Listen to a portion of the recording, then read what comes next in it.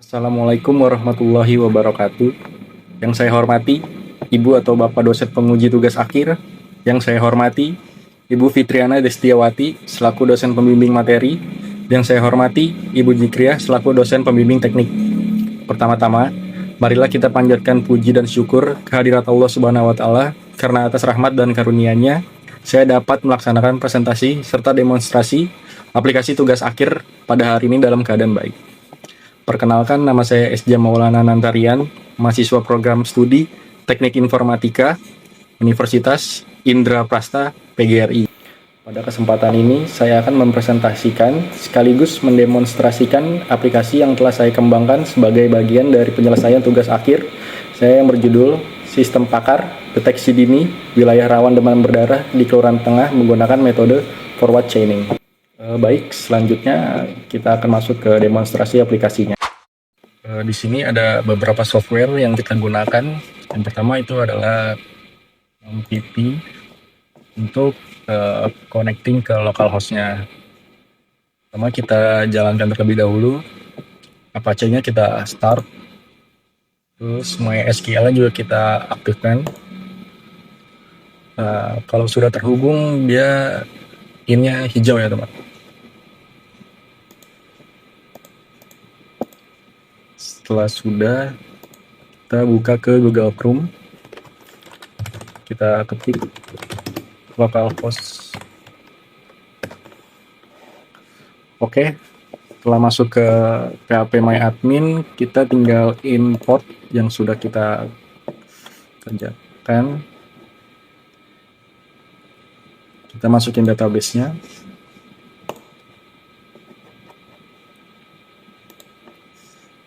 Oke, berhasil. Setelah berhasil, kita tambah ke sini, kita masukkan aplikasi yang kita sudah buat.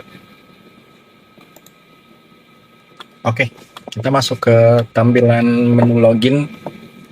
Kita tinggal masukkan username di sini. Karena kita pakai akun demo, di sini sudah tersedia.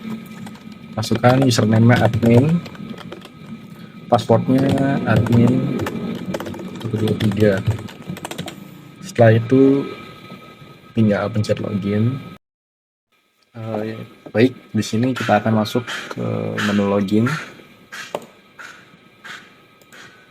Oke, di sini ada dashboard, tampilan dashboard yaitu total keseluruhan kayak total wilayah, ada 12 aturan atau rule, 12 faktor resiko, dan total deteksi. Nah, nanti semuanya mencangkup di sini semuanya. Jadi di sini jadi satu rangkuman, semuanya akan tertampil di menu dashboard ini. Oke, kita ke data wilayah, kita coba satu input. Kita masukkan RW 01. Di sini kita masukkan RT-nya. Misalkan RT 1.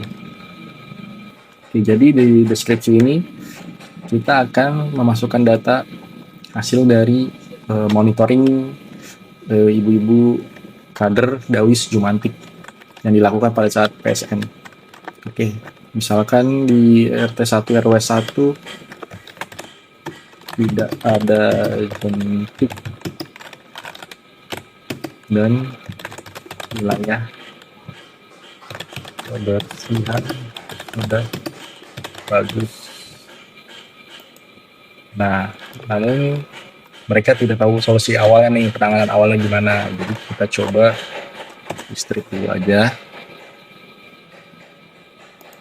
Setelah itu sudah terinput masuk. Selanjutnya kita lihat ada data faktor risiko. Di sini ada 12 data faktor risiko. Yang pertama ada faktor risiko yang pertama genangan air. Di deskripsinya adanya genangan air di lingkungan rumah sekitar. Yang kedua ada tempat penampungan air. Tempat penampungan air terbuka tanpa penutup. Yang ketiga ada saluran air tersumbat. Deskripsinya ada saluran air tidak lancar atau tersumbat sampah. Yang keempat ada lingkungannya yang kotor. Di deskripsinya kondisi lingkungan kotor tidak terawat. Yang kelima ada barang bekas menumpuk, banyak barang bekas yang dapat menampung air, dan seterusnya sampai 12. Itu jadi nanti bisa menentukan resiko apa yang didapat. Selanjutnya ada data rule atau aturan. Nah, di sini ada 15 macam rule atau aturan. Kalau kita lihat dari yang paling aman dulu ya. Nah, yang paling aman ini dia ada 4 kategori. Yang pertama, di sini apabila lingkungannya kotor sama dengan tidak, dan saluran air tersumbat sama dengan tidak, dan riwayat kasus DBD yang nggak ada, maka dikategorikan aman. Kita ke yang waspada, apabila ada genangan air. Nah, di sini ya genangan air dan partisipasi masyarakat rendah juga, ya, dia masuk ke waspada. Selanjutnya ada rawan ringan. Kepadatan penduduknya tinggi, ya. Terus ada riwayat kasus DBD juga ada. Di sini masuk ke kategori rawan ringan. Selanjutnya kita masuk ke rawan sedang. Apa aja faktornya? Yang pertama ada genangan air. Ya, di sini ada. Kebersihan lingkungannya rendah juga, ya. Terus tempat penampungan air terbuka. Ya. Itu masuk ke rawan sedang. Di sini ada 4 kategori. Ada PSN tidak aktif, partisipasi masyarakat rendah, lingkungan kotor, barang bekas menumpuk, saluran air tersumbat, itu termasuk semua di rawan sedang. Nah, kalau yang rawan tinggi, semua yang termasuk. Genangan airnya ada, tempat penampungan air terbukanya ada, saluran air tersumbat juga ada, lingkungan kotor juga ada, barang bekas menumpuk ada, partisipasi masyarakat rendah juga, riwayat kasus DBD juga ada. Pokoknya riwayat yang semua faktor di 12 tadi ada di rawan tinggi, itu udah termasuk di rawan tinggi.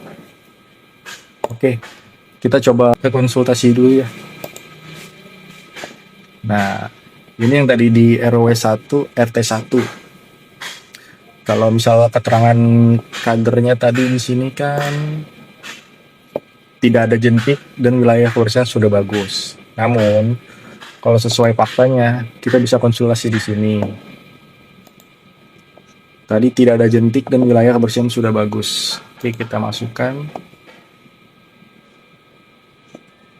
Genangan air tidak ada. Tempat penampungan air terbuka juga tidak ada. Saluran air tersumbat juga tidak ada. Lingkungannya kotor tidak ada, karena di sini keterangannya wilayah sudah bersih dan bagus. Tidak ada. Riwayat kasus DBD juga tidak dijelaskan. Kepada penduduk tidak tinggi, partisipasi masyarakat rendah juga tidak dijelaskan tadi. Nah, kita langsung ke proses forward chaining, karena di data wilayah RT 1 RW 1 ini sudah lumayan bagus ya. Oke, kita langsung proses forward chaining ya. Jadi di RW 1 masuknya ke wilayah aman. Tingkat kerawanannya aman. Dia masuk ke kategori aman berarti. Sesuai dengan laporan yang ada di sini. Setelah itu kita coba lihat di riwayat. Riwayat deteksi ini jadi habis kita ngedeteksi hasil, outputnya langsung keluar di sini. Kita bisa lihat yang kita input pada tanggal 9 Agustus 2026 jam 15.45, dan faktor resiko terpilihnya juga nggak ada, berarti hasil deteksinya aman. Dan kita bisa lanjut ke laporan. Nah, di laporan ini kita bisa tampilkan jenis laporan. Namun jenis laporan ini kita hanya merekap data wilayah, yang mana aja yang wilayah-wilayah yang terkena dampak dari rawan DBD ini ya. Oke, di sini bisa kita export, nanti bisa langsung di print. Namun kita coba lagi. Nah, ini di dashboard ini dia udah masuk di kategori di sini. total wilayah yang diinput tadi 1, RT 1 RW 1, dan tingkat kerawanannya di sini deteksinya aman ya. Coba kita buat lagi. Kita buat di RW 02.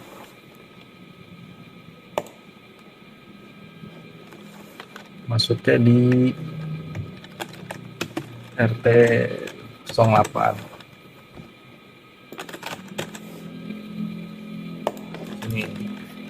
Ini sesuai laporan yang dari kader, misal tingkat kepadatan penduduk tinggi, PSN tidak aktif,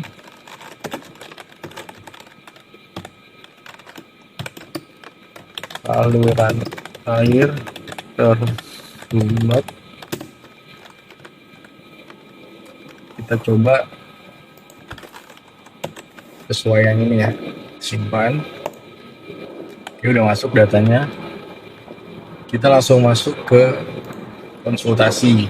Kita pilih RW 2 sesuai yang ini tadi ya, tingkat kepadatan penduduk tinggi. Nah, ini dipilih ya. Lalu PSN tidak aktif. PSN tidak aktif. Lalu saluran air tersumbat. Oke, kita coba proses watching. Di sini masih terdeteksi aman ya. Namun di sini ada catatan, harus pertahankan kondisi lingkungan bersih dan pemantauannya harus rutin. Kita coba selanjutnya RW 03 RT 004.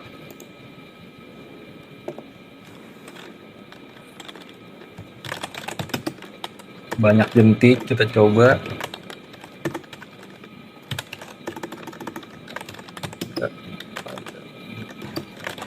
Jentik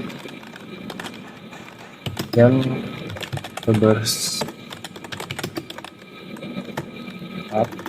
kita ketik di sini wilayah sangat kotor, partisipasi masyarakatnya rendah.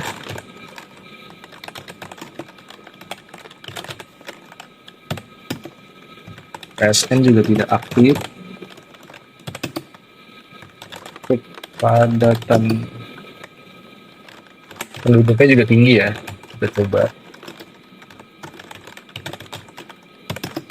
Ada genangan air.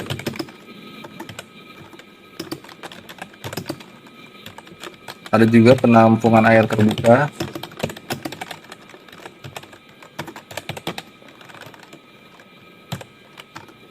Kita coba.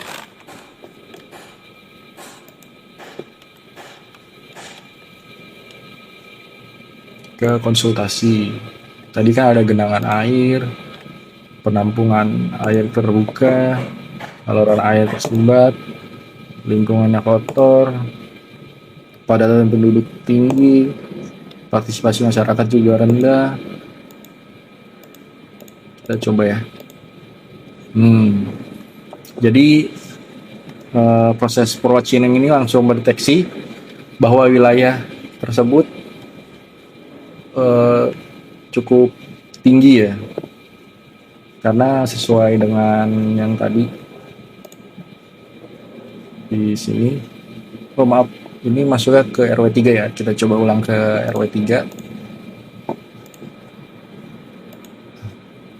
Tadi genangan air, lingkungan air terbuka, sumbat, lingkungan kotor, kepadatan penduduk tinggi, partisipasi masyarakat rendah, kegiatan PSN juga tidak aktif.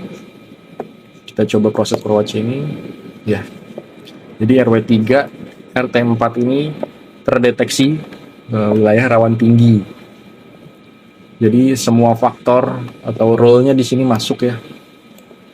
Langsung di sini ada rekomendasi atau solusi penanganan awalnya langsung dijelaskan. Lakukan tindakan pengendalian vektor secara insentif. Laksanakan pemberantasan sarang nyamuk PSN, lakukan survei jentik secara berkala. Jadi harus RW3 ini rutin melakukan survei jentik agar wilayah tersebut kembali ke deteksi yang aman. Kita ke riwayat deteksi. Nah, ada beberapa faktor langsung sini. Di laporan juga langsung ada rawan tinggi total dan bisa di export ke PDF. Demikian demonstrasi aplikasi yang dapat saya sampaikan pada kesempatan ini. Berdasarkan hasil pengembangan yang telah dilakukan, aplikasi ini diharapkan dapat membantu pihak Kelurahan Tengah dan juga Puskesmas Kelurahan Tengah dalam menentukan wilayah rawan demam berdarah di Kelurahan Tengah. Sebagai early warning system juga, karena yang dimana kasus DBD ini sangat berbahaya ya. Jadi saya menyadari bahwa aplikasi yang saya kembangkan ini masih memiliki kekurangan, baik dari sisi materi maupun dari sisi teknis.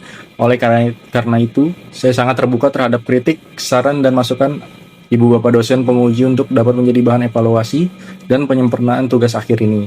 Saya juga mengucapkan terima kasih yang sebesar-besarnya kepada Ibu Fitriana Destiawati selaku dosen pembimbing materi dan juga Ibu Jikria selaku dosen pembimbing teknik saya atas bimbingan, arahan, serta masukan yang telah diberikan selama proses penyusunan tugas akhir ini. Demikian presentasi dan demonstrasi aplikasi yang dapat saya sampaikan. Terima kasih atas perhatian dan kesempatan yang telah diberikan. Wassalamualaikum warahmatullahi wabarakatuh. Terima kasih.